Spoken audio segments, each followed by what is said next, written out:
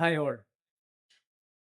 SIR പ്രത്യേകിച്ച് എന്താണ് എന്ന് പറയേണ്ടതില്ലാത്ത അതിലേക്ക് കടന്നുപോയിക്കൊണ്ടിരിക്കുന്ന മനുഷ്യരാണ് നമ്മളെല്ലാവരും. 12 സംസ്ഥാനങ്ങളിൽ ഇന്ത്യയിൽ ഇപ്പോൾ SIR പ്രക്രിയ ഈ ഒരു സമയത്ത് പല ഡേറ്റുകളുടെ വ്യത്യാസത്തിൽ നടന്നുകൊണ്ടിരിക്കുകയാണ്, കേരളത്തിൽ ഉൾപ്പെടെ. അപ്പോൾ അതിൽ പല വിധത്തിലുള്ള ആകുലതകളുണ്ട്, പ്രതീക്ഷകളുണ്ട്. ഇന്ത്യ എന്ന രാജ്യത്തെ സംബന്ധിച്ചിടത്തോളം, നമ്മുടെ ജനാധിപത്യ സംവിധാനത്തെക്കുറിച്ചിടത്തോളം. ഇന്ന് ഈ സെഷന് നമ്മൾ SIR രാഷ്ട്രീയത്തിനപ്പുറം എന്ന് പേരിട്ടിരിക്കുമ്പോൾ യഥാർത്ഥത്തിൽ അതിൻ്റെ ഏറ്റവും അന്തസത്തായ ഒരു ഉദ്ദേശം രാഷ്ട്രീയം, പ്രത്യേകിച്ച് കക്ഷി രാഷ്ട്രീയത്തിന് അതീതമായി ഓരോ പൗരനെ സംബന്ധിച്ചിടത്തോളം അവൻ്റെ ഏറ്റവും അടിസ്ഥാനപരമായ വോട്ടവകാശം ഉറപ്പിക്കുന്നതിനുള്ള ഒരു പ്രക്രിയയാകേണ്ട ഒന്നാണ് SIR എന്ന് നമുക്ക് ഇവിടെ കൂടിയിരിക്കുന്ന എല്ലാവർക്കും ഉറപ്പായും അറിയാവുന്ന കാര്യമാണ്. നമ്മൾ വിചാരിക്കുന്നതും അങ്ങനെ തന്നെയാണ്. പക്ഷേ ദൗർഭാഗ്യവശാൽ നമ്മുടെ രാഷ്ട്രീയത്തിൽ, നമ്മൾ ഇന്ത്യയിൽ ഇന്ന് ചർച്ച ചെയ്തുകൊണ്ടിരിക്കുന്ന പല വിഷയങ്ങളുടെ ഭാഗമായി ഒന്ന് SIR എന്നത്, ആ പ്രക്രിയ തന്നെയും അല്ലെങ്കിൽ അത് നടത്തുന്ന തെരഞ്ഞെടുപ്പ് കമ്മീഷൻ ഓഫ് ഇന്ത്യ എന്ന് പറയുന്ന സംവിധാനം തന്നെയും രാഷ്ട്രീയ ചായ്വോടുകൂടി പ്രവർത്തിക്കുന്ന ഒന്നാണ് എന്ന വിധത്തിലുള്ള ചർച്ചകൾ, ആരോപണങ്ങൾ ഒക്കെ അന്തരീക്ഷത്തിൽ നിൽക്കുന്ന ഒരു സമയത്തു കൂടിയാണ് കേരളത്തിലടക്കം ഈ പ്രക്രിയ നടന്നുകൊണ്ടിരിക്കുന്നത്. ഒപ്പം നമ്മുടെ തദ്ദേശ തെരഞ്ഞെടുപ്പിന്റെ തിരക്കുകളുമുണ്ട്. ഇതിനിടയിൽ കേരളത്തിലെ പ്രധാനപ്പെട്ട 3 രാഷ്ട്രീയ പാർട്ടികളുടെ പ്രതിനിധികൾ നമ്മോടൊപ്പം ഇവിടെ. ലിജു, ശ്രീ MT രമേശ്, ശ്രീ A റഹീം. അപ്പോൾ ഞാൻ ആദ്യം ശ്രീ MT രമേശിൽ നിന്ന് തുടങ്ങിയാണ്. നമ്മളിപ്പോൾ ഈ SIR ആയാലും അല്ലെങ്കിൽ വോട്ടുമായി ബന്ധപ്പെട്ട് എന്ത് കാര്യങ്ങൾ പറയുകയാണെന്നുണ്ടെങ്കിലും അതിലൊരു ഗുണഭോക്താവ് BJP ആണ് എന്ന ഒരു പൊതു ചർച്ച, ആരോപണം പ്രതിപക്ഷ പാർട്ടികൾ ഇന്ത്യയിൽ ഉയർത്തിവിടുന്നുണ്ട്. വോട്ട് ചോരി അതിനോട് കണക്ട് ചെയ്ത് നമുക്ക് പറയാൻ പറ്റുന്ന ഒരു കാര്യമാണ്. അപ്പോൾ ഈ SIR പ്രക്രിയയും തെരഞ്ഞെടുപ്പ് കമ്മീഷൻ BJPക്ക് സൗകര്യം ചെയ്തു കൊടുക്കുന്ന വിധത്തിലാണ് അതിൻ്റെ ഡേറ്റും കാര്യങ്ങളും ഒക്കെ ക്രമീകരിച്ചിരിക്കുന്നത് എന്നൊരു ആക്ഷേപമുണ്ട്. ആ ആക്ഷേപത്തിൻ്റെ മറുപടിയിൽ നിന്ന് തുടങ്ങാം. എല്ലാവർക്കും നമസ്കാരം. സമകാലിക ഭാരതത്തിൽ ഏറെ പ്രസക്തമായിട്ടുള്ള വിഷയമാണ് SIRമായി ബന്ധപ്പെട്ടുള്ളത്. ഒന്ന്, ഇപ്പോൾ റാഷിദ് ചോദിച്ചൊരു ചോദ്യത്തിലേക്ക് വരാം ഞാൻ. തെരഞ്ഞെടുപ്പ് പരിഷ്കാരവുമായി ബന്ധപ്പെട്ട കാര്യങ്ങൾ ഇന്ന് നടന്നുകൊണ്ടിരിക്കുന്ന പ്രചരണങ്ങളൊക്കെ ഒരു പ്രത്യേക നെറേറ്റീവിൻ്റെ അടിസ്ഥാനത്തിലുള്ളതാണ്. തെരഞ്ഞെടുപ്പ് കമ്മീഷനും തെരഞ്ഞെടുപ്പും നമ്മുടെ രാജ്യത്തിൽ ഏറ്റവും സുതാര്യമായ ജനപങ്കാളിത്തത്തോടുകൂടി നടപ്പിലാക്കുന്നൊരു പ്രക്രിയയാണ്. നമ്മുടെ ജനാധിപത്യത്തിൻ്റെ ഏറ്റവും സൗന്ദര്യവും ശക്തിയും എന്ന് പറയുന്നത് അതിൽ ഉദ്യോഗസ്ഥ മേധാവിത്വത്തിനപ്പുറത്ത് ജനങ്ങളുടെ കൃത്യമായിട്ടുള്ള പങ്കാളിത്തമുണ്ട് എന്നുള്ളതാണ്. ഇപ്പോൾ ഈ നടന്നുകൊണ്ടിരിക്കുന്ന പ്രക്രിയയിലും തെരഞ്ഞെടുപ്പ് ഉദ്യോഗസ്ഥന്മാരോടൊപ്പം ഒരുപക്ഷെ അവരെക്കാൾ കൂടുതൽ സജീവമായി പങ്കെടുക്കുന്നത് ജനങ്ങളുടെ പ്രതിനിധികളാണ്. BLAമാരായി വിവിധ രാഷ്ട്രീയ പാർട്ടികൾ നിശ്ചയിച്ചിട്ടുള്ള ഓരോ പ്രദേശത്തെയും പൊതുപ്രവർത്തകരായിട്ടുള്ള ജനങ്ങളെ അറിയുന്ന ആളുകളാണ് തെരഞ്ഞെടുപ്പ് ഉദ്യോഗസ്ഥന്മാരുടെ കൂടെ ഈ പ്രക്രിയയിൽ പങ്കാളികളായിട്ടുള്ളത്. അപ്പം അതുകൊണ്ട് ജനങ്ങളുടെ പങ്കാളിത്തം ഉറപ്പുവരുത്തിക്കൊണ്ട് രാഷ്ട്രീയ അംഗീകൃത സംസ്ഥാന തലത്തിലും ദേശീയ തലത്തിലും അംഗീകരിക്കപ്പെട്ടിട്ടുള്ള രാഷ്ട്രീയ പാർട്ടിയുടെ പ്രതിനിധികൾ എല്ലാവരും ഉൾപ്പെടുത്തിക്കൊണ്ട് ഏറ്റവും സുതാര്യമായി നടക്കുന്ന ഒരു പ്രക്രിയയാണ് ഈ തെരഞ്ഞെടുപ്പിൽ പരിഷ്കാരങ്ങളും വോട്ടർ പട്ടിക പുതുക്കലും എല്ലാ കാര്യങ്ങളും. പിന്നെ ബോധപൂർവം നമ്മുടെ രാജ്യത്തിലെ എല്ലാ സ്ഥാപനങ്ങളെയും അതിൻ്റെ വിശ്വാസ്യത തകർക്കുക എന്നുള്ള ആസൂത്രിതമായൊരു പ്രചരണം നടക്കുന്നുണ്ട്. തെരഞ്ഞെടുപ്പ് കമ്മീഷൻ BJPക്ക് വേണ്ടി എന്തെങ്കിലും പ്രത്യേകമായി ചെയ്യുന്നു എന്നുള്ളതിന് ഒരു തരത്തിലുള്ള മെറ്റീരിയൽ എവിഡൻസും ഇതുവരെ പുറത്തു വന്നിട്ടില്ല. അതേ സന്ദർഭത്തിൽ ചില തെരഞ്ഞെടുപ്പുകൾ BJP ജയിക്കും, ചില തെരഞ്ഞെടുപ്പുകളിൽ മറ്റു രാഷ്ട്രീയ പാർട്ടികൾ ജയിക്കും. BJP ജയിക്കുമ്പോൾ മാത്രം പക്ഷപാതപരമായി പെരുമാറുന്നു എന്നും BJP തോൽക്കുന്നിടങ്ങളിലൊക്കെ നിഷ്പക്ഷമാണ് എന്ന് പറയുന്നതിൻ്റെ യുക്തി അത് ബോധപൂർവം ഉണ്ടാക്കുന്ന ഒരു നെറേറ്റീവിൻ്റെ ഭാഗമാണ്. ഇപ്പം സമയക്രമത്തെക്കുറിച്ച് പറഞ്ഞു. ഈ സമയക്രമവും BJPയും തമ്മിലുള്ള ബന്ധം, ഞങ്ങളും ഈ സമയക്രമത്തിൻ്റെ ബുദ്ധിമുട്ട് അനുഭവിക്കുന്നവരാണ്. പക്ഷേ 2026 നിയമസഭാ തെരഞ്ഞെടുപ്പ് നടക്കുന്ന സംസ്ഥാനങ്ങളിൽ അതിനു മുമ്പേ ഈ വോട്ടർ പട്ടിക പുതുക്കൽ പ്രക്രിയ പൂർത്തിയാക്കണമെന്ന് തെരഞ്ഞെടുപ്പ് കമ്മീഷൻ നിശ്ചയിച്ചപ്പോൾ മറ്റു രാഷ്ട്രീയ പാർട്ടികൾക്കുള്ളതുപോലെ ബുദ്ധിമുട്ടുകൾ ഞങ്ങൾക്കുമുണ്ട്. ഞങ്ങൾക്ക് പ്രത്യേകിച്ച് എന്തെങ്കിലും സൗജന്യമുണ്ടോ? നാം നോക്കുക, കേരളത്തിൽ ഇപ്പോൾ ഈ പ്രക്രിയ നടക്കുകയാണ്. കേരളത്തിൽ ഈ പ്രക്രിയ നടക്കുമ്പോൾ ഏറ്റവും ബുദ്ധിമുട്ട് അനുഭവിക്കുന്ന ഒരു പാർട്ടി BJP ആണ്. കാരണം മറ്റു 2 പാർട്ടികളെ അപേക്ഷിച്ച്, CPMനെയും കോൺഗ്രസിനെ അപേക്ഷിച്ച് ഞങ്ങൾക്കാണ് പ്രവർത്തകന്മാരുടെ കുറവുള്ളത്.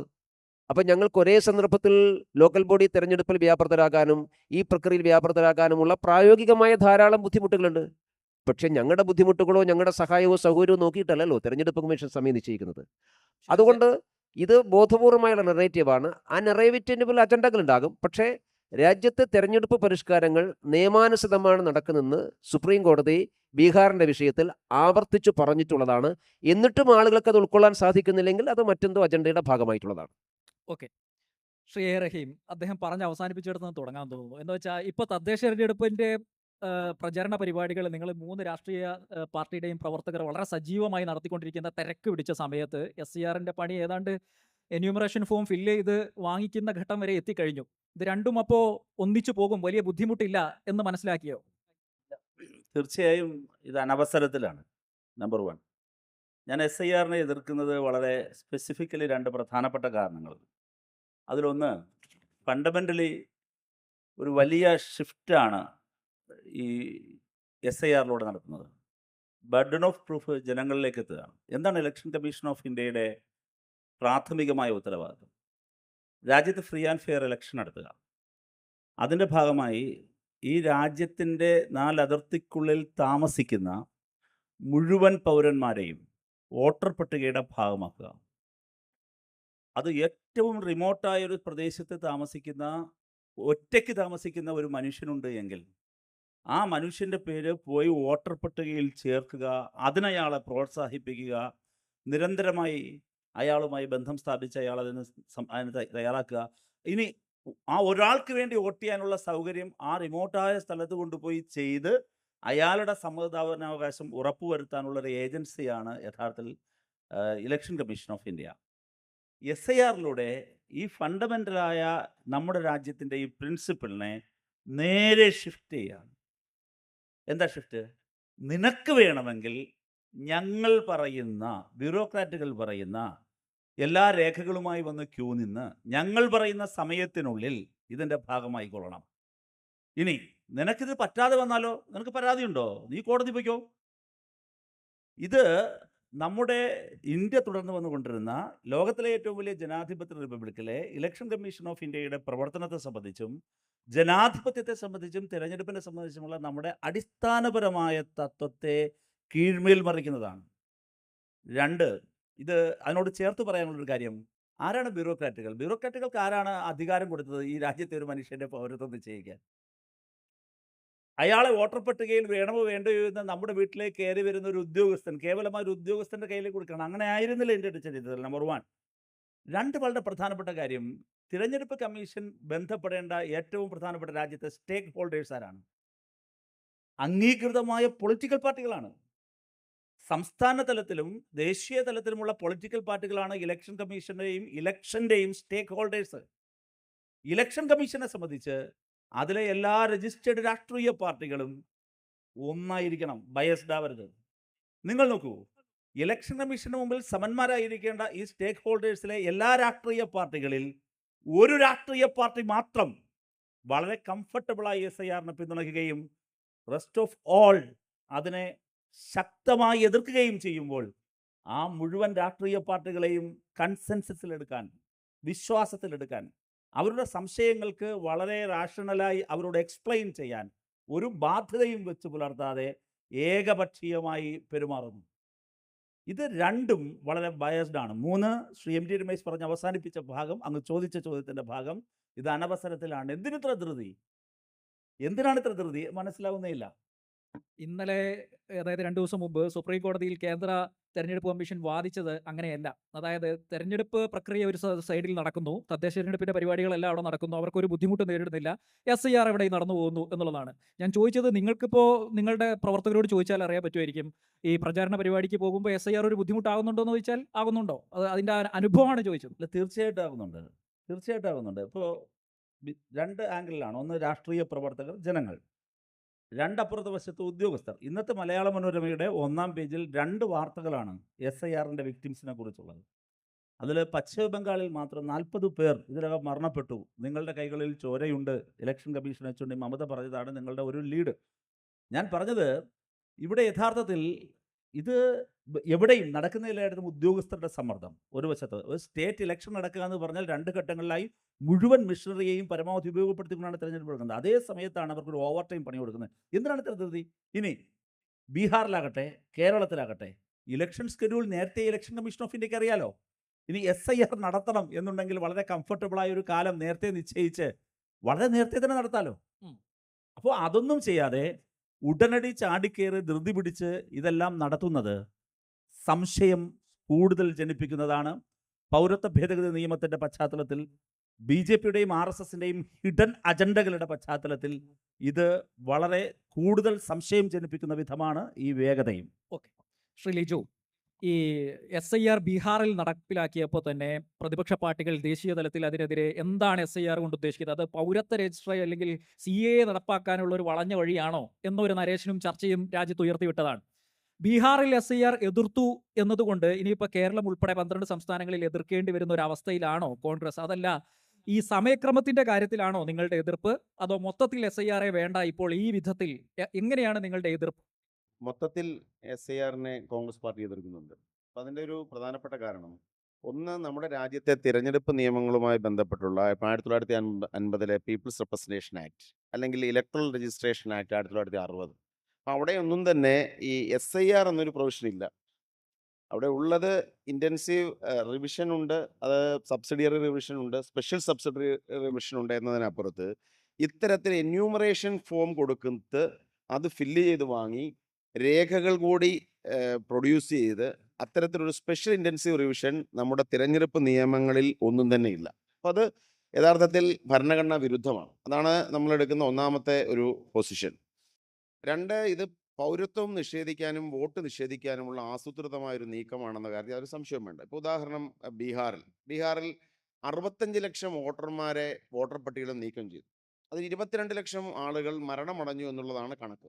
ഈ 22 ലക്ഷം ആളുകളിൽ തന്നെ ജീവിച്ചിരിക്കുന്ന നിരവധി ആളുകളുടെ പരാതികൾ വന്നിട്ടും അത് ഇലക്ഷൻ കമ്മീഷൻ അത് പരിഗണിക്കാൻ പോലും തയ്യാറായില്ല.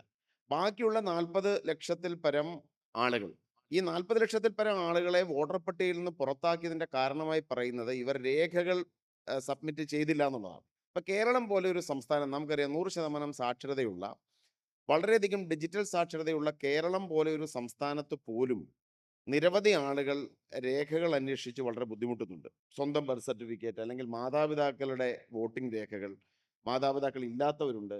അപ്പോൾ അത്തരത്തിൽ വളരെ ബുദ്ധിമുട്ട് അനുഭവിക്കുന്നുണ്ട്. അപ്പോൾ കേരളം പോലൊരു സംസ്ഥാനത്ത് പോലും ലക്ഷക്കണക്കിന് മനുഷ്യരെ സംബന്ധിച്ച് ഇതൊരു ബുദ്ധിമുട്ടാകുമെങ്കിൽ ബീഹാർ പോലെ ഒരു പിന്നോക്ക സംസ്ഥാനത്ത് അതുണ്ടാക്കിയിരിക്കുന്ന പ്രത്യാഘാതങ്ങൾ എത്രമാത്രം വലുതാണെന്ന് ചിന്തിക്കണം. അപ്പോൾ നേരത്തെ ഇവിടെ റഹീം സംസാരിച്ചപ്പോഴും പറഞ്ഞ ഒരു പോയിന്റ് ഉണ്ട്. അതായത് ഒരു വോട്ടർ ആണെങ്കിൽ പോലും ആ വോട്ടറുടെ വോട്ടവകാശം ഉറപ്പിക്കുക എന്നത് നമ്മുടെ ഇന്ത്യൻ ജനാധിപത്യത്തിൻ്റെ അടിസ്ഥാനമാണ്. ഇപ്പോൾ ഗിർവനങ്ങളിൽ നമ്മുടെ ബാനേജ് എന്ന് പറയുന്ന ഒരു ബൂത്തിൽ ഒറ്റ വോട്ടർ മാത്രമേ ഉള്ളൂ. ഗിർവനത്തിലെ ഒരു വോട്ടർക്ക് വേണ്ടിയാണ് ഒരു പോളിംഗ് ബൂത്ത് സ്ഥാപിച്ചിരിക്കുന്നത്. ഇവിടെ സംഭവിക്കുന്നത് എന്ന് പറഞ്ഞു കഴിഞ്ഞാൽ ഇന്ത്യയുടെ ചരിത്രത്തിൽ ആദ്യമായിട്ടാണ് ഡിലീഷൻ പ്രോസസ്സിന് വേണ്ടി മാത്രം ഇലക്ഷൻ കമ്മീഷൻ ഒരു പ്രക്രിയ വെക്കുന്നത്. അപ്പോൾ നമ്മൾ ശ്രദ്ധിക്കേണ്ട ഏറ്റവും പ്രധാനപ്പെട്ട ഒരു കാര്യമാണ്, ഈ SIRൽ നിലവിൽ നടന്നുകൊണ്ടിരിക്കുന്ന SIR പ്രോസസ്സിൽ ഡിലീഷൻ അല്ലാതെ അഡീഷൻ ഇല്ല. ഫോം ഒരു വോട്ടറെ പുതുതായിട്ട് ചേർക്കാൻ സാധിക്കുന്നില്ല. അപ്പോൾ എന്ന് പറഞ്ഞാൽ തന്നെ വോട്ടറുടെ അടിസ്ഥാനപരമായ ഒരു അവകാശം നിഷേധിക്കുക എന്നുള്ളതാണ് ഈ ഒരു പ്രക്രിയയുടെ തന്നെ ഉദ്ദേശ ലക്ഷ്യമായി വന്നുകൊണ്ടിരിക്കുന്നത്. പ്രായോഗികമായി പറഞ്ഞാൽ എനിക്ക് മനസ്സിലാക്കാൻ സാധിക്കുന്നത്, ഒരു രാഷ്ട്രീയ പ്രവർത്തകൻ എന്ന നിലയിൽ വളരെയധികം ബുദ്ധിമുട്ട് ഈ ഒരു പ്രശ്നത്തിൽ ഈ SIR മുഖാന്തരം ജനങ്ങൾക്കുണ്ടാവുന്നുണ്ട്. ഒരു BLOയെ മാത്രം വിശ്വസിച്ചാണ് ഇന്ത്യൻ ജനാധിപത്യത്തിൻ്റെ അടിസ്ഥാന ഘടകമായ വോട്ടറുടെ നിലനിൽപ്പ് ഇപ്പോൾ കാണുന്നത്. ഒരു BLO ബൂത്ത് ലെവൽ ഓഫീസർ നന്നായി ജോലി ചെയ്ത് കാര്യങ്ങൾ ചെയ്താൽ ഉണ്ടാകുമെന്ന് ഉറപ്പുണ്ട്.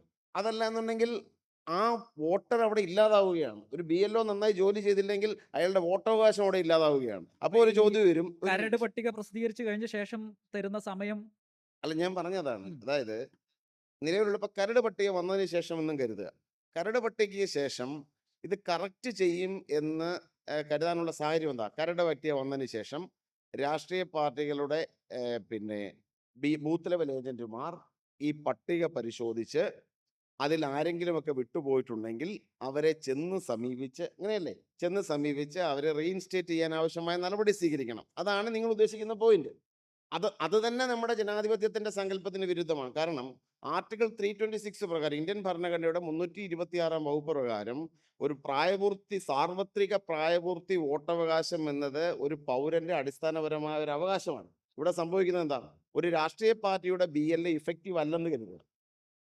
BLO തെറ്റ് ചെയ്തു, അദ്ദേഹം രാഷ്ട്രീയ പക്ഷപാതം കൊണ്ട് വളരെയധികം ആളുകളെ ചേർത്തില്ല, അല്ലെന്നുണ്ടെങ്കിൽ അവരുടെ എന്യൂമറേഷൻ ഫോം അപ്ലോഡ് ചെയ്തില്ല, അവരുടെ വോട്ട് നിഷേധിച്ചു.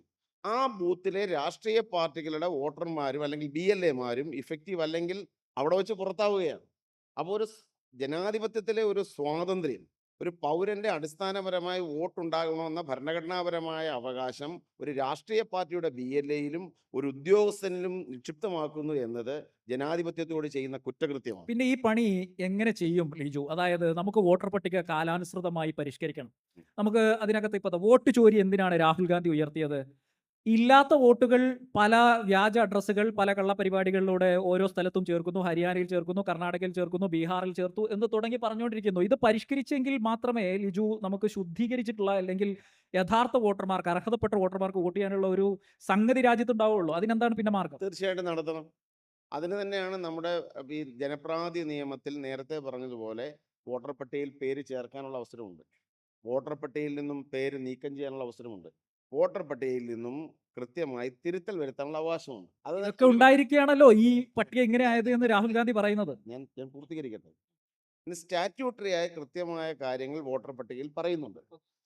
പക്ഷേ SIRന്റെ ഒരു പ്രശ്നം എന്ന് പറഞ്ഞു കഴിഞ്ഞാൽ ഇതെല്ലാം നിലനിൽക്കുമ്പോൾ തന്നെ നിങ്ങൾ പ്രിസ്ക്രൈബ്ഡ് ആയ ഒരു ടൈം ഫ്രെയിം കൊടുക്കുകയാണ്, വളരെ ചുരുങ്ങിയ ഒരു ടൈം ഫ്രെയിം. ആ ടൈം ഫ്രെയിമിനുള്ളിൽ ഇത് ചെയ്തില്ലെങ്കിൽ നിങ്ങൾ പുറത്താണെന്നുള്ളതാണ് ഇവിടുത്തെ പ്രശ്നം. നമ്മളെ സംബന്ധിച്ച് വോട്ടർ പട്ടിക ശുദ്ധീകരിക്കാൻ വളരെ കൃത്യമായ സുതാര്യമാക്കാൻ നിരവധി മാർഗങ്ങളുണ്ട്. ഒന്ന്, വോട്ടർ പട്ടിക ഡിജിറ്റലൈസ് ചെയ്യുക. ഡിജിറ്റൽ വോട്ടർ പട്ടിക രാഷ്ട്രീയ പാർട്ടികൾക്ക് ഉൾപ്പെടെ കൊടുക്കുക, അല്ലെങ്കിൽ പൊതുജന സമക്ഷത്തിലേക്ക് കൊടുക്കുക. നമ്മൾ പബ്ലിക് ഡൊമൈനിൽ ഒരു ഡിജിറ്റൽ വോട്ടർ പട്ടിക ലഭ്യമാണ് എന്നുണ്ടെങ്കിൽ അത് ഇരട്ടിപ്പ് കണ്ടുപിടിക്കാൻ നിമിഷങ്ങൾ മതി. ഇന്ത്യയിലെ ഇലക്ഷൻ കമ്മീഷൻ ഏറ്റവും സുതാര്യമാകേണ്ട അടിസ്ഥാനപരമായ വോട്ടർ പട്ടിക ഡിജിറ്റൽ ഫോർമാറ്റിൽ കൊടുക്കാൻ തയ്യാറല്ല. മനസ്സിലാക്കേണ്ട ഒരു കാര്യമാണ്. രണ്ടാമത്തെ പ്രധാനപ്പെട്ട പ്രശ്നം, വോട്ടുമായി ബന്ധപ്പെട്ട കൃത്രിമങ്ങൾ കണ്ടുപിടിക്കാനുള്ള ഏറ്റവും നല്ല മാർഗം എന്താണ്? ആ വോട്ട് ചെയ്തതിൻ്റെ CCTV ദൃശ്യങ്ങൾ കൊടുക്കുക എന്നുള്ളതല്ലേ? വർഷങ്ങളോടെ കൊടുത്തുകൊണ്ടിരുന്നതല്ലേ? ഒരു കാലഘട്ടത്തിൽ ഏറ്റവും മികച്ച ഇലക്ട്രൽ ഓഫീസർമാരായി തിരഞ്ഞെടുക്കപ്പെടുന്ന ആളുകൾ എന്ന് പറഞ്ഞാൽ ഏറ്റവും മികച്ച രീതിയിൽ CCTV റെക്കോർഡിങ്സ് സൂക്ഷിക്കുന്ന, നന്നായി CCTV റെക്കോർഡിങ്സ് വെച്ചിരുന്ന ഇലക്ട്രൽ ഓഫീസർമാരെയും പോളിംഗ് ഓഫീസർമാർക്കുമാണ് പ്രത്യേക അവാർഡ് കൊടുത്തിരുന്നത്. ഇവിടെ ഇപ്പോൾ സംഭവിക്കുന്നത് എന്താ?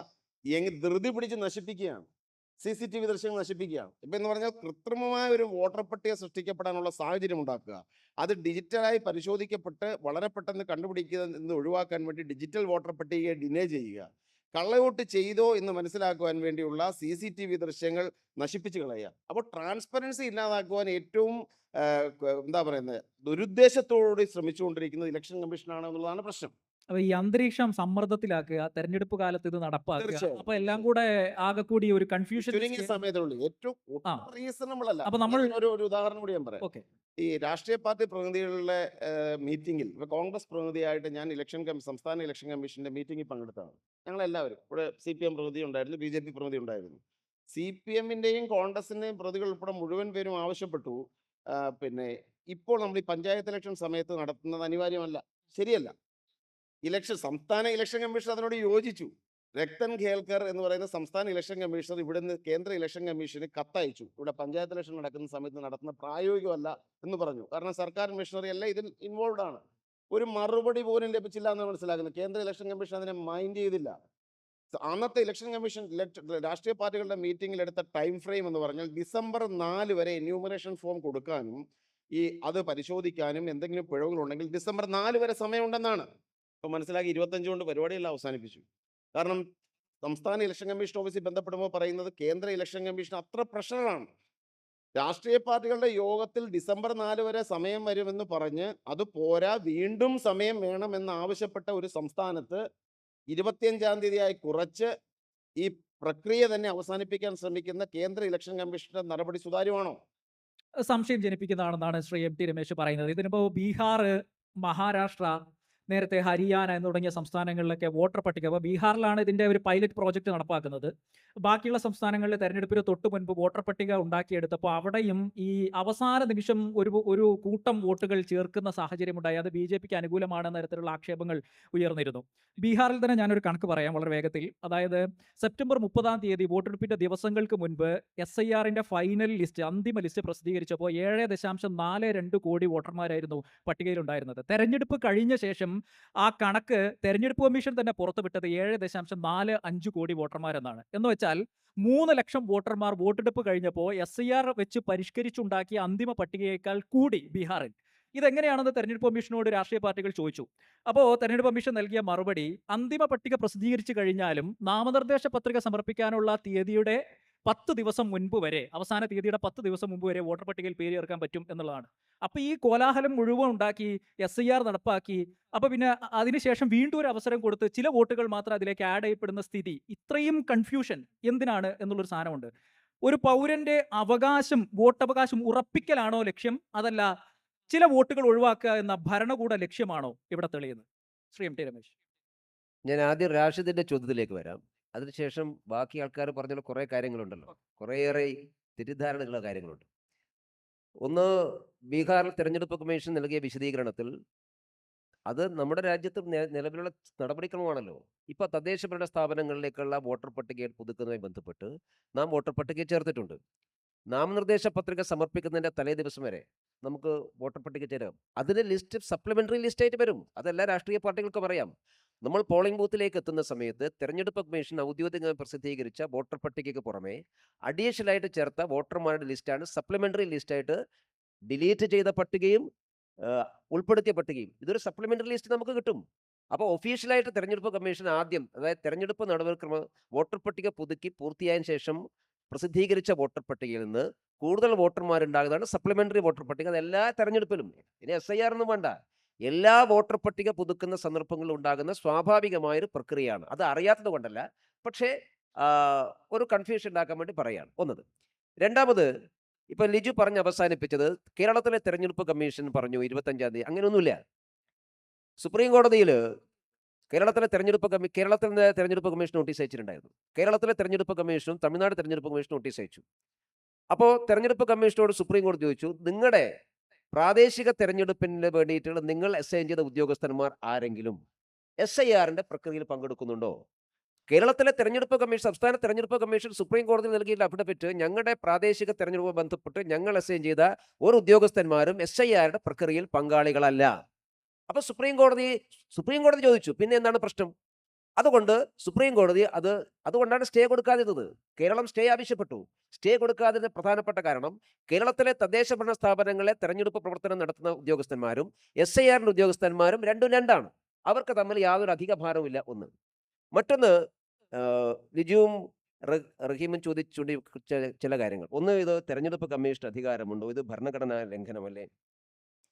ഈ വാദമാണ് സുപ്രീം കോടതിയിൽ ഉന്നയിച്ച പ്രധാനപ്പെട്ട വാദം.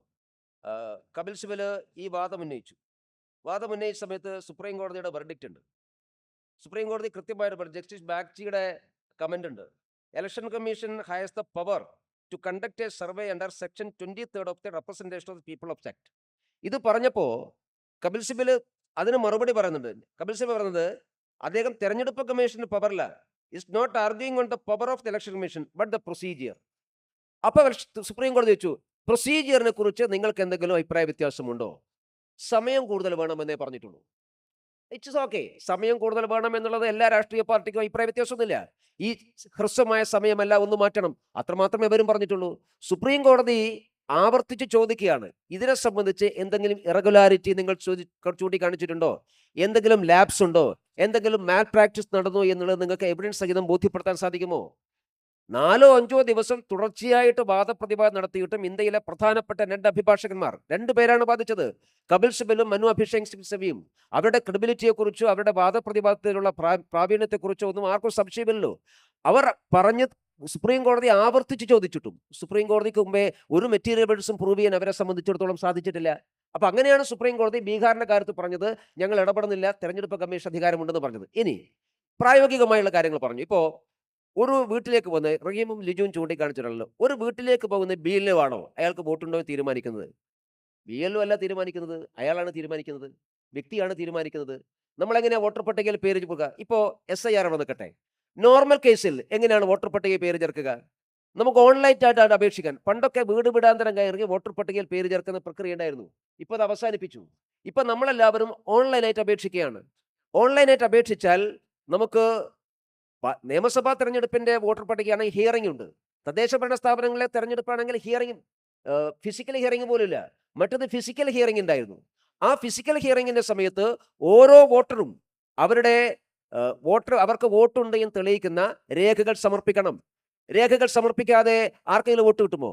ആ രേഖകൾ സമർപ്പിക്കുന്ന സമയത്ത് BLOക്ക് എതിർപ്പ് ഉയർന്നേക്കാം. BLOയോടാണ് തെരഞ്ഞെടുപ്പ് കമ്മീഷൻ പറയുന്നത് നിങ്ങൾ പരിശോധിക്കണം. അയാളുടെ രേഖകൾ പരിശോധിക്കുന്ന BLO ആണ്. BLOയുടെ മുമ്പിലാണ് നാം നമ്മുടെ രേഖകളെല്ലാം ഹാജരാക്കുന്നത്. ആ BLO ആണ് ഈ രേഖകൾ ശരിയാണ് എന്ന് സാക്ഷ്യപ്പെടുത്തുന്നത്. ആ സാക്ഷ്യപ്പെടുത്തലിന്റെ അടിസ്ഥാനത്തിലാണ് എല്ലാ കാലത്തും വോട്ടർ പട്ടികയിൽ പേര് ചേർക്കുന്നത്. അല്ലാണ്ട് എന്ത് വേറെന്താ മാർഗമുള്ളത്? എല്ലാ കാലത്തും അങ്ങനെയാണ്. ശ്രീ എം ടി രമേശ്, ഇത് ഈ SIR എന്നൊരു പേരിട്ട് നമ്മളൊരു പ്രത്യേക പ്രക്രിയ അത് നടത്തുന്നത് നല്ലതാണ് എന്നൊരു ഉദ്ദേശത്തിൽ തന്നെ കാര്യങ്ങൾ കാണുകയാണെങ്കിൽ അത് 2026 കേരളത്തിൽ നിയമസഭാ തെരഞ്ഞെടുപ്പുണ്ടെന്നും 25 തദ്ദേശ തെരഞ്ഞെടുപ്പുണ്ടെന്നും അറിയാത്തവരല്ലല്ലോ കേന്ദ്ര തെരഞ്ഞെടുപ്പ് കമ്മീഷൻ. കുറച്ചുകൂടി സുഗമമായ, നമുക്ക് എളുപ്പത്തിൽ സുതാര്യമായി പിഴവുകൾ കുറച്ചുകൊണ്ട് നടപ്പാക്കാൻ കഴിയുന്ന ഒരു സമയത്തേക്ക് അത് കൊണ്ടുവന്നുകൂടെ എന്ന ലളിതമായ ചോദ്യമാണ് ഈ പാർട്ടികൾ ചോദിക്കുന്നത്. അല്ല, അതിൽ തെരഞ്ഞെടുപ്പ് കമ്മീഷൻ പറയുന്നത് ഒരു 4 മാസം നീണ്ടു നിൽക്കുന്ന പ്രക്രിയയാണ്. അതായത് നമ്മൾ അവസാനമായിട്ട് ഇത്തരം എന്യൂമറേഷൻ നടത്തിയത് 2002-ലാണ്. അതുകൊണ്ടാണ് ഈ പ്രാവശ്യത്തെ SIRന്റെ ബേസിക് വോട്ടർ ലിസ്റ്റ് 2002-ലെ വോട്ടർ പട്ടികയാകാൻ കാരണം. നമ്മൾ നടത്തിയത് 2002-ലാണ് നാം ഇതേപോലെ ഒരു എന്യൂമറേഷൻ നടത്തിയത്. അതിനുശേഷം ഇങ്ങനെ വിപുലമായിട്ടുള്ള എന്യൂമറേഷൻ നടത്തിയിട്ടില്ല. അപ്പോൾ ഇതിപ്പോൾ ഡിസംബർ 4-ാം തീയതി ഈ പ്രക്രിയ അവസാനിക്കും. ഡിസംബർ 9-ാം തീയതി കരട് വോട്ടർ പട്ടിക പ്രസിദ്ധീകരിക്കും. കരട് വോട്ടർ പട്ടിക പ്രസിദ്ധീകരിക്കുമ്പോൾ എല്ലാ പൊളിറ്റിക്കൽ പാർട്ടീസിനും കരട് വോട്ടർ പട്ടിക കൊടുക്കും. പക്ഷെ അത് കൊടുക്കുന്നത് എവിടെയാണ്? ഓരോ ബൂത്തിലുമാണ്. ഓരോ ബൂത്തിലും BLAമാരുടെ കയ്യിലേക്ക് നമ്മളിപ്പോൾ അസൈൻ ചെയ്തിട്ടുള്ള എല്ലാ രാഷ്ട്രീയ പാർട്ടികളും അസൈൻ ചെയ്തിട്ടുള്ള BLAമാരുടെ പട്ടികയിലേക്ക് ഈ വോട്ടർ പട്ടിക കൊടുക്കും. ഒരു കാര്യം കൂടി ഞാൻ കൂട്ടത്തിൽ പറയാം. ഈ പ്രാവശ്യത്തെ ഈ SIRന്റെ ഭാഗമായിട്ടുള്ള BLAമാർക്ക് വിപുലമായിട്ടുള്ള അവകാശങ്ങളാണ്. അതായത് അവർക്ക് BLOമാർ എന്തെങ്കിലും പ്രവർത്തനം മാൽപ്രാക്ടീസ് നടത്തുന്നവർ ബോധ്യപ്പെട്ടാൽ അവർക്ക് ഉടൻ തന്നെ പരാതി കൊടുക്കാം. ആ പരാതി തെരഞ്ഞെടുപ്പ് കമ്മീഷൻ പറയുന്നത് 24 മണിക്കൂറിനുള്ളിൽ ആ പരാതി പരിശോധിക്കപ്പെടണമെന്നാണ്. അപ്പം അതുകൊണ്ട് ഏത് രാഷ്ട്രീയ പാർട്ടി, CPM ആകട്ടെ, കോൺഗ്രസ് ആകട്ടെ, BJP ആകട്ടെ, നമ്മൾ നിശ്ചയിക്കുന്ന BLA ഒരു പരാതി ഉന്നയിച്ചാൽ ആ പരാതി 24 അവേഴ്സിനുള്ളിൽ പരിശോധിക്കപ്പെടുകയും പരിഗണിക്കപ്പെടുകയും പരിഹരിക്കപ്പെടുകയുമാണ്. അപ്പോൾ ആ BLAയുടെ കയ്യിലേക്ക് ഡിസംബർ 9-ന് ഈ പ്രസിദ്ധീകരിക്കുന്ന സമയത്ത് വോട്ടർ പട്ടിക കിട്ടുന്നു. ജനുവരി മാസം 9 വരെ ഒരു മാസം സമയം കിടക്കുകയാണ്. ഒരു മാസം സമയം എന്തിനാണ്? ഈ വോട്ടർ പട്ടിക ഒരു ബൂത്തിൽ ശരാശരി 1200 വോട്ടർമാരാണുള്ളത്. ഇപ്പോൾ പുതിയ ഈ SIR അനുസരിച്ച് അവർ ബൂത്ത് തീരുമാനിച്ചിരിക്കുന്നത് 1200 വോട്ടർമാർക്ക് ഒരു ബൂത്താണ്. അപ്പോൾ ഒരു ബൂത്തിലെ 1200 വോട്ടർമാരെ സംബന്ധിച്ചിടത്തോളം നമ്മുടെ കൈവശം എല്ലാം ലിസ്റ്റ് ഉണ്ടാവുമല്ലോ. 2002-ലെ ലിസ്റ്റ് വെച്ച് അതിനുശേഷം 2006-ലെയും 2011-ലെയും 2021-ലെയും ഈ 3 നിയമസഭാ തെരഞ്ഞെടുപ്പിൽ വോട്ട് ചെയ്ത ആളുകളുടെ വോട്ടർ പട്ടിക വെച്ചുകൊണ്ട് ഈ പ്രസിദ്ധീകരിക്കുന്ന വോട്ടർ പട്ടിക BLAയും രാഷ്ട്രീയ പാർട്ടികളും എല്ലാവരും പരിശോധിക്കും. ഇനി ഇൻഡിവിജ്വലിന് അവർക്കും പരിശോധിക്കാം. അത് പരിശോധിച്ച് ഒരു മാസം പരിശോധിക്കാറുണ്ട്. ജനുവരി മാസം 9-ാം തീയതി ഈ പരിശോധന പൂർത്തിയായാൽ അന്തിമ വോട്ടർ പട്ടിക പ്രസിദ്ധീകരിക്കുന്നത് ഫെബ്രുവരി മാസത്തിലാണ്. എന്ന് പറഞ്ഞാൽ നവംബർ, ഡിസംബർ, ജനുവരി, ഫെബ്രുവരി 4 മാസത്തെ ഒരു തുടർ പ്രക്രിയയാണ് SIRലുള്ളത്. ഇത്രയും സുദീർഘമായ ഒരു പ്രക്രിയ ഉണ്ട്. ആ പ്രക്രിയക്ക് എവിടെയാണ് ലാപ്സ് ഉണ്ടാവുന്നത്? ശരി, എവിടെയാണ് ലാപ്സ് ഉണ്ടാകുക എന്നുള്ളതാണ് ശ്രീ റഹീം. ലിജുവും എന്നോട് കൈ ഉയർത്തുന്നുണ്ട്. ഞാൻ വരാം ലിജു. ഓക്കെ, റഹീമിലേക്ക്. അതായത് ഇതിനകത്ത് സ്വാഭാവികമായും സമയമുണ്ട്. നിങ്ങളിങ്ങനെ ടെൻഷൻ അടിക്കേണ്ട. അത് അതിൻ്റെ പ്രോസസ്സിലാണ് നടക്കുന്നത് എന്നുള്ളതാണ് വിശദീകരണം. അതെ, നമ്മൾ യഥാർത്ഥത്തിൽ ഈ കേരളത്തിൻ്റെ അളവുകോൽ വെച്ച്, ഈ സ്കെയിൽ വെച്ച് രാജ്യത്തെ മൊത്തം അളക്കരുത്.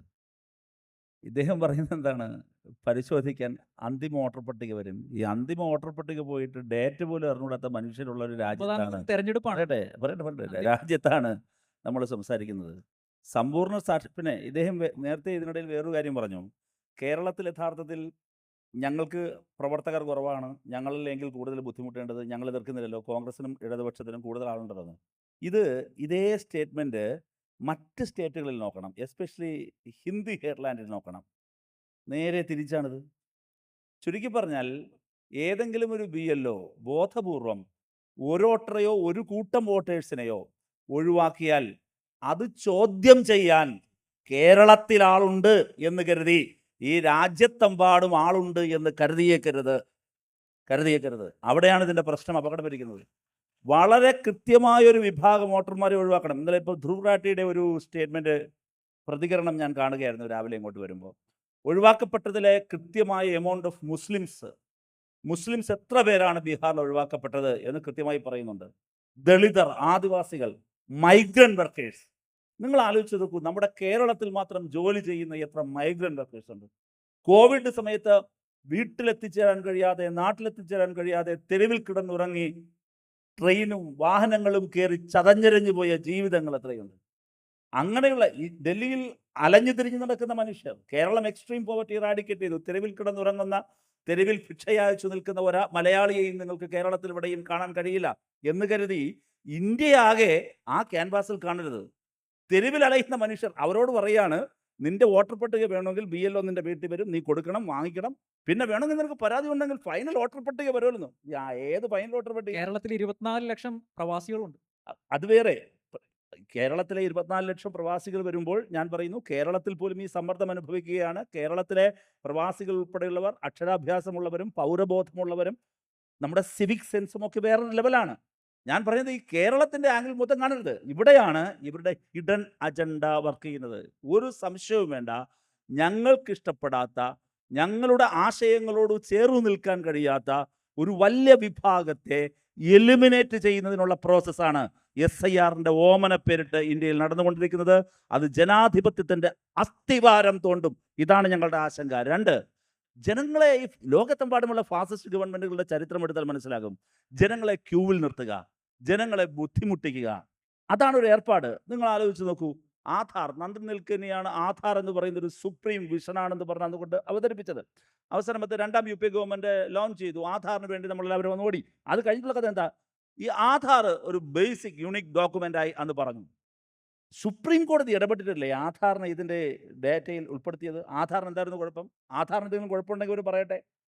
ആധാർ ആദ്യം ഒരു ഉൾപ്പെടുത്തിയില്ലല്ലോ. അപ്പോൾ ജനങ്ങളെ ബുദ്ധിമുട്ടിക്കുന്ന വിധമുള്ള കാര്യങ്ങൾ മുന്നോട്ട് വയ്ക്കുക, ജനങ്ങളെ പരമാവധി ബുദ്ധിമുട്ടിക്കുക, ജനങ്ങളെ ഇതിൽ പിറകോടുക. ഞാൻ ഒരു കാര്യം മാത്രം പറയുന്നു, ജനാധിപത്യത്തിൽ ജനങ്ങളാണ് അനശ്വരർ. ഇന്ത്യൻ കോൺസ്റ്റിറ്റ്യൂഷൻ ആരംഭിക്കുന്നതും with the people of India എന്നാണ്. ആ ജനങ്ങളെ തെരുവിലും വെയിലത്തും മഞ്ഞത്തും നിർത്തി എലിമിനേറ്റ് ചെയ്ത് കളയുന്ന ജനവിരുദ്ധമായ, ജനാധിപത്യ വിരുദ്ധമായ പ്രക്രിയയാണ് SIR. അതാണ് പ്രശ്നം. അതൊരു ഫാസിസ്റ്റ് സമീപനമാണ്. നിനക്ക് വേണമെങ്കിൽ വന്നോളാം, അല്ലെങ്കിൽ കോടതി പിടിക്കോളണം. പക്ഷേ CPM ഒരു സംശയം. എന്താണ് നമ്മുടെ വോട്ടർ പട്ടികയിൽ പേര് ചേർക്കുന്ന നോർമൽ പ്രൊസീജിയർ? ഇവര് വെയിലത്തിരുത്തി, മഴയത്തിരുത്തി എന്നൊക്കെ പറഞ്ഞല്ലോ രജിസ്റ്റർ. നോർമൽ ഒരു വോട്ടർ പട്ടികയിൽ പേര് ചേർക്കാനുള്ള നോർമൽ പ്രൊസീജിയർ നിങ്ങൾ SIR വിട്. ഒരാൾക്ക് എനിക്ക് വോട്ടർ പട്ടികയിൽ പേരില്ല, എനിക്ക് വോട്ടർ പട്ടികയിൽ പേര് ചേർക്കണം, എന്താണ് നോർമൽ പ്രൊസീജിയർ? ഒറ്റ കാര്യം, വോട്ടർ പട്ടികയിൽ പേര് ചേർക്കുന്ന നോർമൽ പ്രൊസീജിയറാണ് ശ്രീ രമേശ് ചോദിച്ചത്. അതാണ് ഇത്രയും കാലം ഇന്ത്യ ചോദിച്ചുകൊണ്ടിരുന്നത്. പക്ഷേ ഇവിടെ ചർച്ച ചെയ്യുന്നത് ദൗർഭാഗ്യവശാൽ വോട്ടർ പട്ടികയിൽ നിന്ന് ആളുകളെ ഒഴിവാക്കുന്ന പ്രൊസീജിയർ എന്താണ് എന്നാണ് നിങ്ങൾ തെളിയിച്ചുകൊണ്ടിരിക്കുന്നത്. അതാണ് പ്രശ്നം. അല്ല, അന്ന് ചോദിച്ച ചോദ്യം ചോദിച്ചത് മറുപടി സർ. അല്ല, നിങ്ങളിപ്പോ ഇത്ര നേരം പറഞ്ഞത് ആളുകളെ വെളിയിലിരുത്തുന്നു.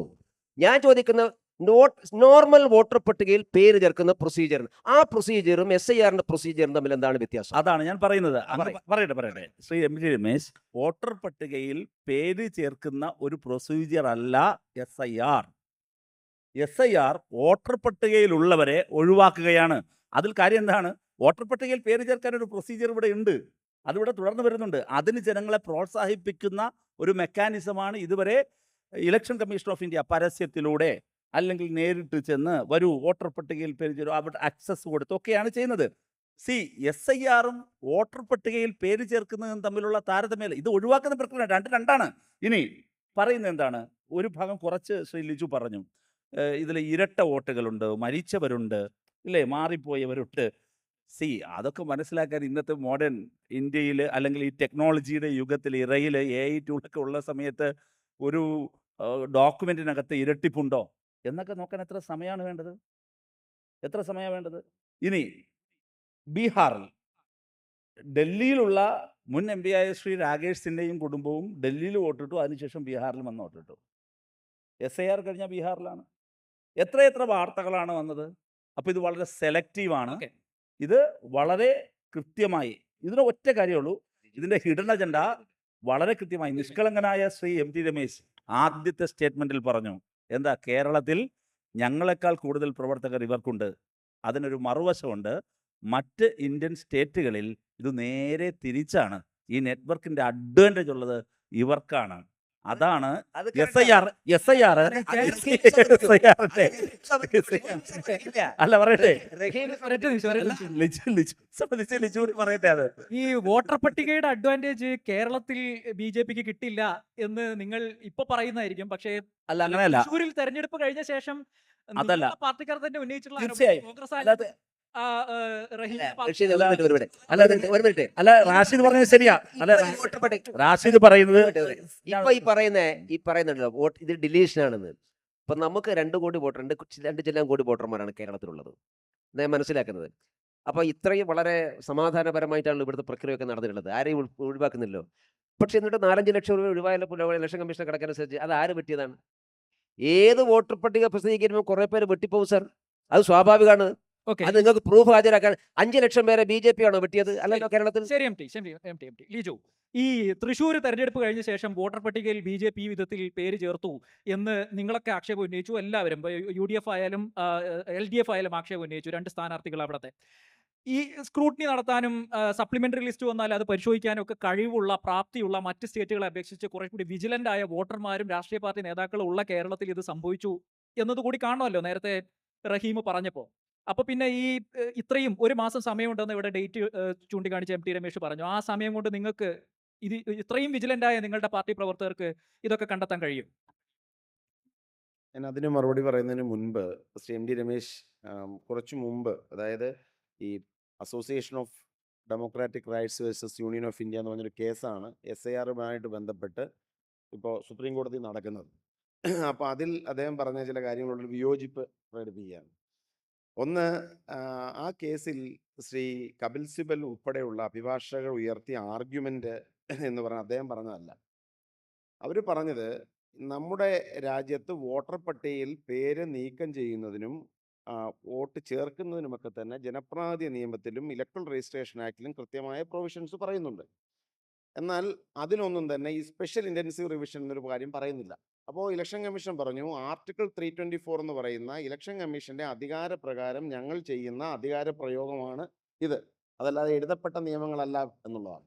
അപ്പോൾ അതിന് കപിൽ സിബൽ ഉൾപ്പെടെ കൊടുത്ത മറുപടി അങ്ങനെയല്ല.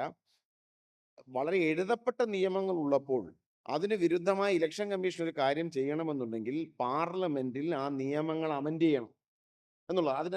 അതിന്റെ വാദം ഇപ്പോൾ നടന്നുകൊണ്ടിരിക്കുക. എനിക്ക് സുപ്രീം കോടതിയുടെ സമീപനത്തോടും കൃത്യമായി വിയോജിപ്പുണ്ട്. ഞാൻ ഈ ഒരു വേദിയിൽ അതുകൂടി പ്രകടിപ്പിക്കാൻ ആഗ്രഹിക്കുകയാണ്. 65 ലക്ഷം വോട്ടർമാരെ നീക്കം ചെയ്തു ബീഹാർ. 22 ലക്ഷം പേര്. ഈ നീക്കം ചെയ്ത ആളുകളുടെ പട്ടിക പ്രസിദ്ധീകരിക്കണമെന്ന് സുപ്രീം കോടതി ഇലക്ഷൻ കമ്മീഷനോട് ആവശ്യപ്പെട്ടു. ഇവർ പ്രസിദ്ധീകരിച്ചില്ല. പറഞ്ഞെന്താണെന്നറിയാമോ? ഈ എപ്പിക് നമ്പർ വെച്ച് സെർച്ച് ചെയ്ത് നോക്കിയാൽ കിട്ടും. ആരോടാ? ബീഹാറിലെ വോട്ടറോട് പറയുകയാണ്. ഇവിടെ കേരളത്തിൽ പോലും എപ്പിക് നമ്പർ വെച്ചിട്ട് സെർച്ച് ചെയ്ത് ആൾക്ക് കിട്ടാത്തെടുത്ത് ബീഹാറിലെ ഇന്ത്യയിലെ ഏറ്റവും ദരിദ്ര സംസ്ഥാനത്തിലെ നിരക്ഷരരായ കോടിക്കണക്കിന് മനുഷ്യരോട് പറയുകയാണ് എപ്പിക് നമ്പർ വെച്ച് സെർച്ച് ചെയ്ത് നോക്കിക്കഴിഞ്ഞാൽ നിങ്ങളുടെ ഡിലീറ്റഡ് ലിസ്റ്റ് കിട്ടും എന്ന് പറഞ്ഞാൽ സുപ്രീം കോടതി പറഞ്ഞിട്ട് പോലും ഇലക്ഷൻ കമ്മീഷൻ ആ ലിസ്റ്റ് പ്രസിദ്ധീകരിച്ചില്ല. ബീഹാറിലെ ഇലക്ഷൻ കഴിഞ്ഞു. അവിടെ ഈ റിസൾട്ടും നമ്മൾ കണ്ടു. 65 ലക്ഷം വോട്ടർമാരെ നീക്കം ചെയ്തതിൻ്റെ പട്ടിക ഇപ്പോഴും പൊതുജന മധ്യത്തിൽ ലഭ്യമല്ല. സുപ്രീം കോടതി ഈ കാര്യത്തിൽ വെച്ച് പുലർത്തുന്ന മന്ദഗതി ഇന്ത്യൻ ജനാധിപത്യത്തിന് ഭീഷണിയാണ്. സുപ്രീം കോടതി യഥാർത്ഥത്തിൽ വളരെ കൃത്യമായി ഇതിനൊരു തീരുമാനമുണ്ടായിട്ട് മതി കാര്യങ്ങൾ. അല്ലെങ്കിൽ കാരണം ഒരു നിയമസഭ ഇലക്ഷൻ നടക്കാൻ പോകുന്നൊരു സ്റ്റേറ്റിൽ ധൃതി പിടിച്ച് ഇലക്ഷൻ നടത്തുക, 65 ലക്ഷം ആളുകളെ ഒഴിവാക്കുക, ഈ ഒഴിവാക്കപ്പെട്ട 65 ലക്ഷം ആളുകളുടെ പട്ടിക പ്രസിദ്ധീകരിക്കാൻ പറയുമ്പോൾ കൃത്യമായ ഒരു പട്ടിക പ്രസിദ്ധീകരിക്കാതിരിക്കും. എന്നിട്ടും സുപ്രീം കോടതി വാദം തുടരുകയാണ്. ഇനിയിപ്പോൾ ഇതെല്ലാം കഴിഞ്ഞതിന് ശേഷം വാദം തുടർന്ന് ഒരു തീരുമാനം വരുമായിരിക്കും. പക്ഷേ നമ്മുടെ പ്രശ്നം സ്ട്രാറ്റജി ഉണ്ടോ കേരളത്തിൽ? അങ്ങനെയല്ല. ഒരു നിമിഷം, ഞാൻ കേരളത്തെ കുറിച്ച് പറയുന്നതോടൊപ്പം തന്നെ ഈ ഒരു കാര്യം നിസ്സാരവൽക്കരിക്കേണ്ട ഒന്നല്ല. തീരുമാനങ്ങൾ എടുക്കേണ്ട കാര്യത്തിൽ വേഗത്തിൽ തീരുമാനമെടുക്കണം. 65 ലക്ഷം വോട്ടർമാരെ നീക്കം ചെയ്തിട്ട് അത് ശരിയാണോ തെറ്റാണോ എന്ന് നിയമസഭ ഇലക്ഷൻ കഴിഞ്ഞിട്ടും ഇതേ പ്രക്രിയ തുടർന്നുകൊണ്ടിരുന്നാൽ കേരളത്തിൽ ഇത് തന്നെ ചെയ്തുകൂടെ? കേരളത്തിൽ കരട് വോട്ടർ പട്ടിക വന്നു. അതിനുശേഷം അന്തിമ വോട്ടർ പട്ടിക വരുമ്പോഴും രേഖകൾ ലഭ്യമല്ല എന്ന് പറഞ്ഞ് ലക്ഷക്കണക്കിന് ആളുകളെ നീക്കം ചെയ്താൽ ആകെ ജനങ്ങൾക്ക് മുമ്പുള്ള ഒരു ഓപ്ഷൻ കോടതിയാണ്. കോടതി കേസ് നടത്തും, കേസ് മുന്നോട്ട് പോകും. നിയമസഭ ഇലക്ഷൻ കഴിഞ്ഞു പോയാൽ ഇലക്ഷൻ നടക്കും, അവർക്ക് കിട്ടാനുള്ള റിസൾട്ട് കിട്ടും. ഇതാണ് ഇന്ത്യൻ ജനാധിപത്യം നേരിടുന്ന ഏറ്റവും വലിയ ഭീഷണി. ഇൻസ്റ്റിറ്റ്യൂഷണൽ ട്രസ്റ്റ് ഡെഫിസിറ്റ് നേരിടുന്നു. നമ്മുടെ ഭരണഘടനാ സ്ഥാപനങ്ങൾ, ഇലക്ഷൻ കമ്മീഷൻ ആണെങ്കിലും കോടതികളാണെങ്കിലും വിശ്വാസരാഹിത്യം നേരിടുന്നു എന്നത് വളരെ ഗുരുതരമായ പ്രശ്നമാണ്. ഇന്ത്യൻ ജനാധിപത്യത്തിൻ്റെ ഏറ്റവും വലിയ വെല്ലുവിളിയും അതുതന്നെയാണ്. ഇവിടെ ഇപ്പോൾ പിന്നെ തൃശ്ശൂരെ കാര്യമൊക്കെ പറഞ്ഞു. നേരത്തെ നമ്മുടെ ഇലക്ഷൻ റൂൾസിൽ എത്രമാത്രം ലൂപ്പ് ഹോൾസ് ഉണ്ടെന്ന് അറിയാമോ? നമ്മുടെ ഇലക്ഷൻ റൂൾസിൽ നേരത്തെ പറഞ്ഞത് പ്രകാരം ഒരു അന്തിമ വോട്ടർ നമ്മളെന്താ അന്തിമ വോട്ടർ പട്ടിക പ്രസിദ്ധീകരിച്ചു എന്ന് പറഞ്ഞാൽ നമ്മൾ കരുതുന്നത് എന്താ, ഇതാണ് അന്തിമം, ഇനിയിപ്പോൾ ഇതിനകത്ത് മാറ്റം വരില്ലെന്നല്ലേ? ഇവിടെ ഇലക്ഷൻ പ്രോസസ്സ് തുടങ്ങിക്കഴിഞ്ഞാൽ നോമിനേഷൻ കൊടുക്കുന്ന ദിവസം വരെ വിഡ്രോവലിൻ്റെ ലാസ്റ്റ് ഡേറ്റ് വരെ വോട്ട് ചേർക്കാം എന്ന് പറഞ്ഞാൽ പിന്നെ ഇലക്ഷൻ ഡേറ്റ് എന്ന് പറഞ്ഞാൽ 5 or 10 ദിവസമാണ്. പിന്നീട് വരുന്ന വോട്ടർ പട്ടിക എന്നത് തെരഞ്ഞെടുപ്പിന്റെ ഒരു 5 or 6 ദിവസം മുമ്പാണ് പുറത്തു വരുന്നത്. കണ്ടുപിടിക്കാൻ കഴിയില്ല. കണ്ടുപിടിക്കാൻ കഴിയില്ല. പിന്നെ ആർക്ക് പരാതി കൊടുക്കും? തൃശ്ശൂർ ഉൾപ്പെടെ ഇവർ ഉപയോഗിച്ചത് അതാണ്. ഇപ്പൊ തൃശ്ശൂരിലുള്ള ഫ്ലാറ്റുകൾ നമുക്കറിയാം. എറണാകുളം നഗരത്തിൽ തന്നെ നിരവധി ഫ്ലാറ്റുകളുണ്ട്. ഈ ഫ്ലാറ്റിൽ ഒരു മുറിയിൽ ഇരിക്കുന്നവർക്ക് അറിയാമോ അടുത്തടുത്ത് ആരാ താമസിക്കുന്നതെന്ന്? ഏതെങ്കിലും രാഷ്ട്രീയ പാർട്ടികളുടെ ബൂത്ത് ലെവൽ ഏജന്റുമാർക്ക് ഈ ഫ്ലാറ്റുകളിൽ പ്രവേശനമുണ്ട്? ഇപ്പോൾ നടന്നുകൊണ്ടിരിക്കുന്ന തെരഞ്ഞെടുപ്പ്, മുനിസിപ്പൽ തെരഞ്ഞെടുപ്പ്, എനിക്ക് ചുമതലയുള്ള സ്ഥലത്തെ ഒരു മുനിസിപ്പാലിറ്റി വാർഡ്, ആ വാർഡിലെ തൊട്ടപ്പുറത്തെ വാർഡ്, ആ വാർഡിൽ BJPക്ക് യാതൊരുവിധ വിജയ സാധ്യതയില്ല. ആ വാർഡിലെ 29 വോട്ട് അപ്പുറത്തോട്ടുള്ളവർ ഈ ലിജു പറഞ്ഞ ഈ ലൂപ്പ് ഹോൾ ഉപയോഗിച്ച് അന്തിമ വോട്ടർ പട്ടിക പ്രഖ്യാപിച്ചതിന് ശേഷമുള്ളൊരു സമയം, ഈ സമയമുണ്ടല്ലോ, ലാസ്റ്റ് വരുന്നൊരു സമയമുണ്ടല്ലോ, അപ്പുറത്തുനിന്ന് വന്ന് ഇപ്പുറത്ത് ചേർത്തു. അവർക്കിപ്പോൾ 2 ഇടത്ത് വോട്ടുണ്ട്. അവരിപ്പോൾ വോട്ട് ചെയ്യാൻ പോകുന്ന ഒരിടത്തേ വോട്ട് ചെയ്യുള്ളൂ. എവിടെ? BJPക്ക് വിജയ സാധ്യതയില്ല എന്നവർ കരുതുന്ന സ്ഥലത്ത് വന്നവർ വോട്ട് ചെയ്യും. അപ്പുറത്തുനിന്ന് വോട്ടുണ്ട്. ലൂപ്പ് ഹോൾ ഉപയോഗിച്ച് ചെയ്താണ്. ഞാൻ ലിജുവിനെ സപ്പോർട്ട് ചെയ്തു. CPM ഇങ്ങനെ ഭൂതക്കണ്ണാടി വെച്ച് നോക്കുന്ന സ്ഥലത്ത് പോയി ഞങ്ങൾ വോട്ട് ചേർത്തു എന്നൊക്കെ പറഞ്ഞാൽ അത് അംഗീകരിക്കുക സാർ. നിങ്ങൾ ഇങ്ങനെ നോക്കുകയല്ലേ ഞങ്ങൾ ആരൊക്കെ ചേർക്കുന്നുണ്ടോ എന്ന്. അതവിടെ നിൽക്കട്ടെ. രണ്ടാമത്തെ കാര്യം, വോട്ടർ പട്ടികയെ സംബന്ധിച്ചിടത്തോളം രാജ്യത്ത് നിലവിലുള്ള നിയമം ജനപ്രാതിനിധ്യ നിയമമാണ്. ആ ജനപ്രാതിനിധ്യ നിയമം അനുസരിച്ചാണ് കാര്യങ്ങൾ മുമ്പോട്ട് പോയത്.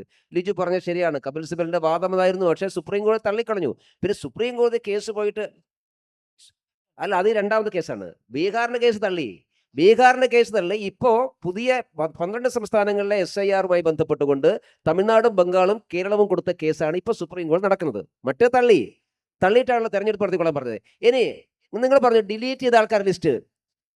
സംസ്ഥാന തെരഞ്ഞെടുപ്പ് കമ്മീഷൻ പ്രാദേശിക തെരഞ്ഞെടുപ്പിൽ വോട്ടർ പട്ടികയിൽ പേര് ഡിലീറ്റ് ചെയ്ത ആൾക്കാരുടെ ലിസ്റ്റ് പ്രസിദ്ധീകരിച്ചിട്ടുണ്ടോ?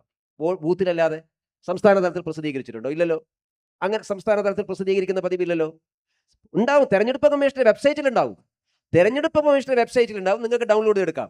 തെരഞ്ഞെടുപ്പ് കമ്മീഷന്റെ വെബ്സൈറ്റിൽ അല്ലാതെ പ്രസിദ്ധീകരിക്കുന്ന ഏർപ്പാടില്ലല്ലോ. അഡീഷണൽ ലിസ്റ്റ് ലഭ്യമാക്കില്ലേ രാഷ്ട്രീയ പാർട്ടികൾക്ക്? ഇതുണ്ടല്ലോ. ഇവിടെ അതില്ല എന്നുള്ളതല്ലേ പ്രശ്നം. അല്ല, ബീഹാറിൽ അത് കൊടുക്കുന്നില്ല എന്നുള്ളതല്ലേ പ്രശ്നം. അല്ലല്ല, നിങ്ങൾ ഈ 65 ലക്ഷം കോൺഗ്രസിന്റെ ആവശ്യം സെർച്ച് ചെയ്യൂ എന്ന് പറഞ്ഞു. കോൺഗ്രസിന്റെ ആവശ്യം ഡിലീറ്റ് ചെയ്യപ്പെട്ട 65 ലക്ഷം പേരുടെ പട്ടിക ഒരുമിച്ച് അതിന്റെ ഹാർഡ് കോപ്പി തരണം. ഇതായിരുന്നു ആവശ്യം. നിങ്ങൾക്ക് തെരഞ്ഞെടുപ്പ് കമ്മീഷൻ പറഞ്ഞു വെബ്സൈറ്റിൽ ഞങ്ങൾ പ്രസിദ്ധീകരിച്ചിട്ടുണ്ട്. ഹാർഡ് കോപ്പി ഓരോ ബൂത്തിലും കൊടുത്തിട്ടുണ്ട്. നിങ്ങൾ പറയുന്ന ബീഹാറിലെ മഹാസഖ്യം എന്ന് പറയുന്നത് ഞങ്ങളെ പോലെ തന്നെ BJP പോലെ തന്നെ ഗ്രാസ് റൂട്ട് ലെവൽ വർക്കുള്ള എല്ലാ ബൂത്തിലും BLA-മാരുള്ള ഒരു പാർട്ടിയാണ്. നിങ്ങൾക്ക് CPM പറഞ്ഞ എനിക്ക് മനസ്സിലാവും. കാരണം ബീഹാറിൽ ആ സാധനം ഇല്ല. അങ്ങനെയല്ല. നിങ്ങൾ കോൺഗ്രസും RJDക്കും സംവിധാനം ഉണ്ടായിരുന്നു. ആ 65 ലക്ഷം പേരെ ഒരു ചെറിയ കാര്യം കൂടി പറയട്ടെ. ഇവരിപ്പോൾ സുപ്രീം കോടതിയെ വല്ലാതെ ഇങ്ങനെ പുകഴ്ത്തുകയാണ്. സുപ്രീം കോടതി ഇങ്ങനെ പറഞ്ഞു, തള്ളിക്കളഞ്ഞു. ഇതേ സുപ്രീം കോടതി ഇലക്ഷൻ കമ്മീഷൻ ഓഫ് ഇന്ത്യയുടെ സാനിറ്റി കാത്തുസൂക്ഷിക്കുന്നതിന് വേണ്ടി അതിൻ്റെ നിയമന പ്രക്രിയയെ സംബന്ധിച്ച് ഒരു മാർഗനിർദ്ദേശവും റൂളിങ്ങും വിധി കൊണ്ടുവന്നു. ആ സുപ്രീം കോടതി വിധിയെ അട്ടിമറിച്ച് പാർലമെന്റിൽ ഭൂരിപക്ഷം ഉപയോഗിച്ച് ഇവർ ഭേദഗതി കൊണ്ടുവന്നില്ലേ? അവിടെ മുതൽ നോക്കണം.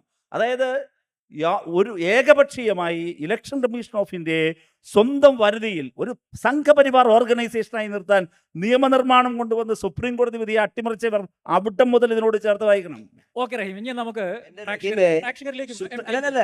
ഇതൊക്കെ കയ്യടി കിട്ടാൻ വേണ്ടി പറഞ്ഞ പോലെ സുപ്രീം കോടതി വെർഡിക്റ്റ് വന്നു. ഞങ്ങൾ എവിടെയാ ചോദ്യം ചെയ്തത്? ഞങ്ങൾ പാർലമെന്റിലാണ്. ഇന്ത്യൻ പാർലമെന്റിൽ ഇനിയും ചോദ്യം ചെയ്യാൻ അവസരം ഇതൊക്കെ എല്ലാവർക്കും ഉണ്ട്. സുപ്രീം കോടതി വിധിയെ കോൺഗ്രസ് പാർലമെന്റ് ചോദ്യം ചെയ്തിട്ടില്ലേ? എല്ലാ വിധികളും. പക്ഷേ ഭേദഗതി വന്നു, പാസ്സാക്കി. ആ പാസ്സാക്കിയ ഭേദഗതി സുപ്രീം കോടതി റിജക്ട് ചെയ്തു. ചെയ്യുമ്പോൾ നേരത്തെ നിയമമായിട്ട് മുമ്പോട്ട് പോകും. അത് ഈ രാജ്യത്തിലെ മറുപടിയായി വളരെ ഹീറ്റായ ഒരു ഡിബേറ്റ് ആണ്, വളരെ ഹീറ്റായ ഒരു സബ്ജക്റ്റുമാണ്, പ്രസന്റ് ആണ്, ഓൺഗോയിങ് ആണ്. അപ്പൊ നമുക്ക് 3 ചോദ്യങ്ങൾ എടുക്കാം. 1 മിനിറ്റ് സമയം. വളരെ അത്യാവശ്യമുള്ളവർ പ്രസക്തമായ ചോദ്യങ്ങൾ മാത്രം. വേഗം. ഞാൻ പനമ്പള്ളാറിൽ താമസിക്കുന്നു. പേര് രാജേന്ദ്ര ബാബു. 2002 ലിസ്റ്റിൽ എൻ്റെയോ എൻ്റെ ഭാര്യയുടെയോ വോട്ടേഴ്സ് ലിസ്റ്റിലില്ല. എൻ്റെ അച്ഛനും അമ്മയും 74-75 കാലഘട്ടത്തിൽ മരിച്ചു പോയതാണ്. ഒരു കാരണവശാലും എനിക്ക് 2002 ബന്ധിപ്പിക്കാൻ നോക്കിയിട്ട് സാധിക്കണില്ല. അപ്പോൾ PLOട് ചോദിച്ചപ്പം അത് അച്ഛൻ്റെ അമ്മയുടെ പേര് ഉൾപ്പെടുത്താതെ ഇത് സ്വീകരിക്കില്ല അവർ. പിന്നെ അവസാനം ഞാൻ ചോദിച്ചു, എൻ്റെ ബ്രദറിൻ്റെ ഉണ്ട്, തൊടുപുഴയാണ്. അങ്ങനെ ഞാൻ ബ്രദറിൻ്റെ പേര് എഴുതി കൊടുത്ത് BLOയ്ക്ക് അപേക്ഷ കൊടുത്തു. പക്ഷേ അത് മാറ്റി വെച്ചേക്കുക, അത് അപ്ലോഡ് ചെയ്യാൻ പറ്റിയിട്ടില്ല. അതിനെന്ന് വെച്ചാൽ ഫാദറിൻ്റെ മദറിൻ്റെ ഡീറ്റെയിൽസ് ഇല്ലാത്തതുകൊണ്ട് എന്ത് ചെയ്യും? അത് കരടിനകത്ത് പെടുവോ, ഫൈനലിൽ പെടുവോ, അതോ ഞാൻ വോട്ടേഴ്സ് ലിസ്റ്റിന് പുറത്തു പോകുമോ? MT രമേശിനോടാണോ ചോദ്യം? ഞാനിപ്പോ SIRന്റെ തിരഞ്ഞെടുപ്പ് കമ്മീഷന്റെ ആളായ പോലെ എന്നോട് ചോദിക്കുന്നത്. അല്ല, അങ്ങനെയാണ് പരിഗണിക്കുന്നത്. ഞാൻ പറയാം, ഞാൻ മനസ്സിലാക്കിയത് പറയാം. ഞാൻ മനസ്സിലാക്കിയത് വെച്ചാൽ നിങ്ങളെ പോലെ തന്നെ ഞാനും മനസ്സിലാക്കിയത് തെരഞ്ഞെടുപ്പ് കമ്മീഷന്റെ സർക്കുലർ അനുസരിച്ചല്ല, അല്ലാണ്ട് എനിക്ക് പ്രത്യേക സ്പെഷ്യൽ ക്ലാസ് ഒന്നും കിട്ടിയിട്ടില്ല. ഞാൻ മനസ്സിലാക്കിയത് 2002 വോട്ടർ പട്ടികയിൽ നമ്മുടെ പേരില്ല എങ്കിൽ അച്ഛൻ്റെയോ അമ്മയോടോ വോട്ടർ പേരുണ്ടെങ്കിൽ അത് BLO സ്വീകരിക്കണം. ഇനിയല്ല എങ്കിൽ ആ 2002 വോട്ടർ പട്ടികയിൽ പേരുള്ള നമ്മുടെ താമസിക്കുന്ന വീടിൻ്റെ അയൽപക്കക്കാർ സാക്ഷ്യപ്പെടുത്തണം, ഇയാൾ ഈ വീട്ടിലാണ് എന്ന് സാക്ഷ്യപ്പെടുത്തണം. ഇതുമല്ലെങ്കിൽ ഇനി ഇതൊന്നും ചെയ്തില്ല, തെരഞ്ഞെടുപ്പ് കമ്മീഷൻ 12 ഡോക്യുമെന്റ് പറഞ്ഞിട്ടുണ്ട്. ആ 12 ഡോക്യുമെന്റ് നിങ്ങൾക്ക് പ്രൂഫ് ചെയ്താൽ നിങ്ങൾക്ക് വോട്ടുണ്ടാവും. 12 ഏതെങ്കിലും ഒന്ന്. ആ? 12 ഇതിനാണ് തെരഞ്ഞെടുപ്പ് കമ്മീഷൻ സർക്കുലർ. ഞാൻ ഒരു ചോദ്യം കൂടെ. അവരിറക്കിയ സർക്കുലറാണ്. നിങ്ങൾക്ക് അതല്ലെങ്കിൽ നിങ്ങൾക്ക് ചോദ്യം ചെയ്യാം. അതങ്ങനെ ഈ നാട്ടിൽ ജീവിച്ചിരുന്ന, ഈ നാട്ടിൽ വോട്ട് ചെയ്യുന്ന, ഈ നാട്ടിൽ റേഷനുള്ള, ഈ നാട്ടിൽ അവകാശമുള്ള ഒരു മനുഷ്യനോട് പറഞ്ഞില്ലേ വേണമെങ്കിൽ ഇതൊക്കെ ചെയ്യണം, ഇല്ലെങ്കിൽ കോടതി പോയിക്കോളണം എന്നാണ് പറഞ്ഞതിന്റെ അർത്ഥം. സർ, അങ്ങനെയാണ് വോട്ടർ പട്ടിക ഇപ്പോഴും പരിഷ്കരണം. ഈ റഹീമിന്റെ വാദം കേട്ടാ വിചാരിക്കും ഇത് ആദ്യമായിട്ടാണെന്ന്. എല്ലാ വോട്ടർ പട്ടിക പരിഷ്കരണവും അങ്ങനെയാണ്. അല്ലാന്നേ കഴിഞ്ഞ വോട്ട് ചെയ്ത ചേട്ടനാണത്. പഞ്ചായത്ത് ഇലക്ഷനിൽ എനിക്ക് വോട്ടില്ല, എനിക്ക് കഴിഞ്ഞ പ്രാവശ്യം വോട്ടില്ല. ഞാൻ ഈ പ്രാവശ്യം വോട്ട് ചേർക്കുമ്പോൾ എന്നോട് ചോദിക്കുകയാണ്, നിങ്ങൾ കഴിഞ്ഞ വോട്ടർ പട്ടികയിൽ പേരുണ്ടോ ഇല്ലയോ ഹാജരാക്കണം. ഇല്ലെങ്കിൽ നിങ്ങളുടെ ലൈസൻസ് ഹാജരാക്കണം, ആധാർ കാർഡ് ഹാജരാക്കണം, അല്ലെങ്കിൽ ഇത് ഡോക്യുമെന്റ് അല്ലേ. പനമ്പള്ളി നഗറിൽ താമസിക്കുന്ന ഈ എറണാകുളം നഗരത്തിലുള്ള ഒരു മനുഷ്യന്റെ സ്ഥിതി ഇതാണെങ്കിൽ ബീഹാറിലെ ഉൾഗ്രാമങ്ങളിലുള്ള ലക്ഷക്കണക്കിന് മനുഷ്യരുടെ അവസ്ഥ എന്താണെന്ന് നിങ്ങൾ ചോദിച്ചു. അദ്ദേഹത്തിന്റെ ബുദ്ധിമുട്ട് നിങ്ങളിങ്ങനെ ബീഹാറിനെ ചെറുതാക്കി കാണിക്കുന്നത് എന്തിനാ? ബീഹാർ നിങ്ങളെ ചെറുതാക്കാൻ കാരണമുണ്ട്.